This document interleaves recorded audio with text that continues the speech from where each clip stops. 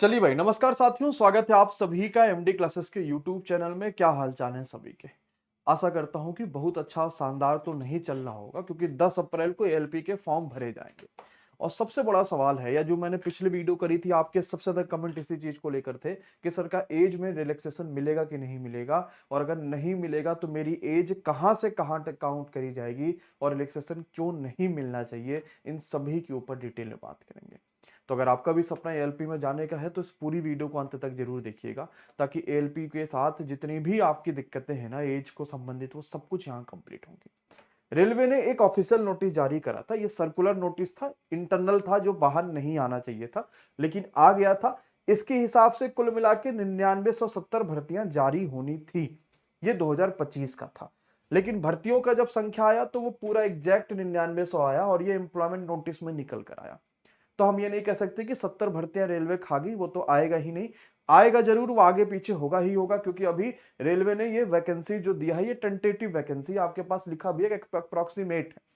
फिर 2024 की भर्ती से जो बच्चे खाली रह जाएंगे, जो पद खाली रह जाएंगे, वो भी इसी में जुड़ेगा, तो भर्ती तो बढ़ना तय है।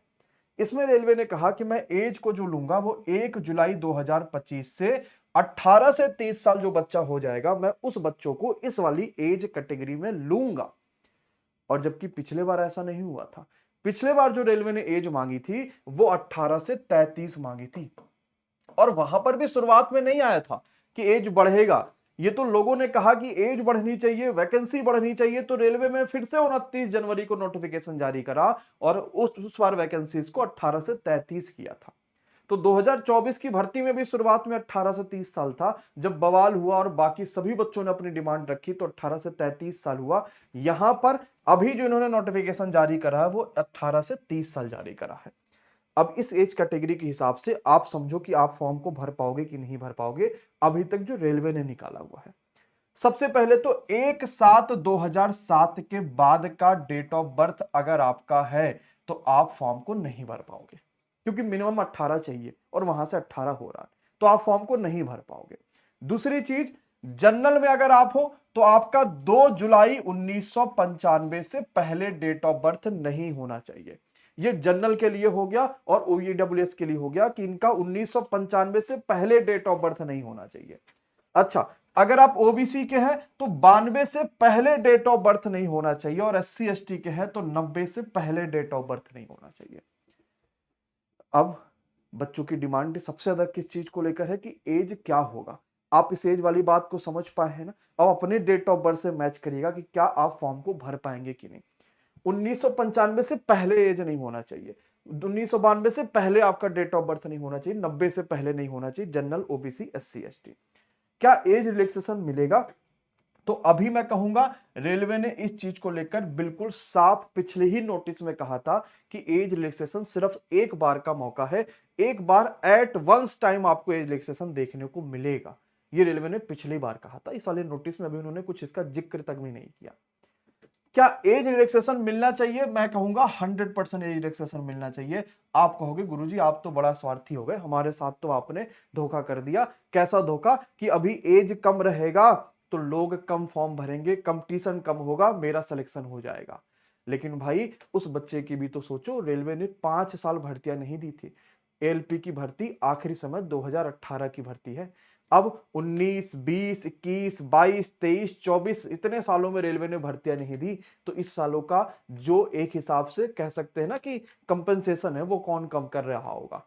तो वो बच्चा तो बैठा रह गया। वो बहुत सारे बच्चे तो इसी गैप में ओवर एज हो गए होंगे, वो 30 साल पार चले गए होंगे। तो अगर रेलवे ने 5 साल भर्तियां नहीं जारी करी तो बच्चों मुझे ऐसा लगता है ना कि कम से कम 2 साल या 3 साल तो रिलैक्सेशन देना ही चाहिए रेलवे को, चाहे कुछ भी हो जाए। एसएससी था, जीडी था, 1 साल भर्ती नहीं आई थी, 1 साल रिलैक्सेशन दे दिया। 1 साल कोई भर्ती नहीं है, 1 साल रिलैक्सेशन दे दिया। लेकिन वो तो बताओ कि जो भर्ती 5 साल नहीं आई उस पे रिलैक्सेशन क्या एक ही साल में उन बच्चों का कंपनसेशन हो जाएगा? क्या नहीं होगा। और आप भी स्वार्थी मत बनो। ये मत सोचो रिलैक्सेशन मिल जाएगा तो उनके साथ कंपटीशन बढ़ जाएगा। अरे भाई कंपटीशन फिर भी रहेगा, नहीं मिलेगा तो भी रहेगा, मिलेगा तो भी रहेगा। लेकिन अगर आप उस स्टेज पे खड़े होते कि काश अगर रेलवे ने 2 साल या 3 साल का रिलैक्सेशन दे दिया होता, आप फॉर्म को भर पाते, तो सोचो कैसा लगता। तो बच्चों मुझे लगता है कि रेलवे को एज रिलैक्सेशन देना चाहिए और इसके लिए सबको आवाज उठानी चाहिए ताकि रेलवे मंत्रालय के पास ये वीडियो पहुंचे और 10 अप्रैल वाली नोटिफिकेशन में इस चीज को लेकर वो बाकायदे बताएं कि एज रिलैक्सेशन देना ठीक रहेगा। हाँ मैं मानता हूं एक ही बार देना चाहिए, एक ही बार आपने दे रहा है, किंतु तो उसके लिए है ना जिसकी भर्तियां लगातार आती हैं। 1 साल गैप हो गया सिर्फ उनको आपके पास है, लेकिन आपकी भर्ती तो लगातार आ ही नहीं रही है, तो फिर फायदा क्या हुआ इस चीज को लेकर। अब 2025 की भर्ती आ रही है, 9000 से ज्यादा पोस्ट है, बच्चों की लगातार डिमांड है कि सर चालक 2.0 बैच कब आएगा। हम पिछली बार चालक बैच लेकर आए थे, समय पर समाप्त हुआ, सारे बेहतर फैकल्टी दिए और 5000 से ज्यादा हमारे पास मैसेज और कॉल पड़े आपके सिलेक्शन के सीबीटी 1 के। आपने देखा भी टीचर्स को भी सम्मानित करा गया। तो मैंने सोचा भी था कि 2025 के बैच के लिए मैं नाम नहीं बदलूंगा, बच्चा एलपी बनेगा, ड्राइवर बनेगा, चालक बनेगा, तो उसका नाम भी मैं चालक 2.0 ही रखूंगा, यानी जो 2025 का बैच आ रहा है। इसमें हम रजिस्ट्रेशन शुरू कर रहे होंगे 3 अप्रैल रात को 9 बजे से, यानी इस दिन से आप इसमें एडमिशन ले पाएंगे और आप फॉर्म को आराम से भर लीजिए। 15 तारीख के बाद इस बैच की स्टार्टिंग करेंगे। आपकी हर क्लासेस बेहतर और शानदार चलने वाली है, हर टीचर अपने आप में बेहतरीन होगा। रेलवे के लिए आपको एमडी क्लासेस के बारे में पता ही है।